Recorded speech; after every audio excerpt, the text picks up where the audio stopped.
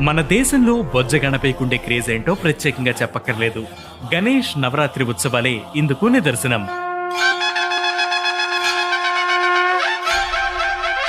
మండపాల్లో రకరకాల రూపాల్లో గణనాథుడు మనకి దర్శనమిస్తున్నాడు. అయితే ఈ గణేష్ క్రేజ్ భారతదేశానికే పరిమితం కాలేదు. ఆగ్నేషియా దేశాల్లో, హిందూయేతర మతాల్లోనూ గణనాథుడి ప్రస్తావన ఉంది.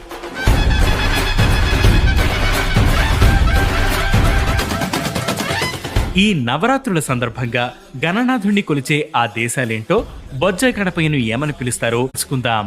థాయిలాండ్, ఇండోనేషియా దేశాల్లోనూ గణనాథుణ్ణి ఆరాధిస్తారు.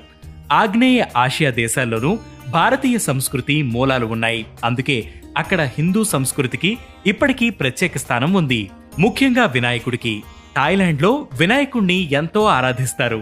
అక్కడ గణేశుణ్ణి ఫ్రా పికనెట్ లేదా ఫ్రా పికనేషన్ అని పిలుస్తారు. ఆ దేశంలోని చాచోయింగ్షావో అనే నగరమైతే city of Ganesh in Thailand గా ప్రసిద్ధి చెందింది. ఈ నగరంలో ప్రపంచంలోనే అత్యంత ఎత్తైన గణపతి విగ్రహం ఉంది. దీని ఎత్తు ఏకంగా 128 అడుగులు. ఆ నగరంలో ఈ తరహాలో మరెన్నో గణపతి విగ్రహాలు, ఆలయాలు ఉన్నాయి. ఇక ఇండోనేషియాలోనూ వినాయకుణ్ణి ఆరాధిస్తారు. అక్కడ ఉండే దాదాపు ప్రతి హిందూ ఆలయాల్లో గణనాథుడి విగ్రహాలు దర్శనమిస్తాయి. దీంతో పాటు మయన్మార్లోనూ గణపతిని కొలుస్తారు. ఇక బౌద్ధ మతంలోనూ వినాయక ప్రస్తావన ఉంది. గుప్తుల కాలం నాటి బౌద్ధ శిల్పాల్లో తొలిసారిగా గణపతిని గుర్తించారు. వినాయక పేరుతో గణనాథుణ్ణి ఆరాధిస్తారు. ఇక టిబెటన్ బుద్ధిజంలోనూ 6 చేతులు గల మహారక్తగా పూజలు అందుకుంటున్నాడు. జపాన్ బౌద్ధ సంస్కృతిలోనూ గణేశుడు ఉన్నాడు.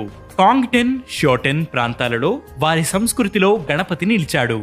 ఇలా మన గణపయ్య క్రేజ్ ప్రపంచవ్యాప్తంగా విస్తరించింది.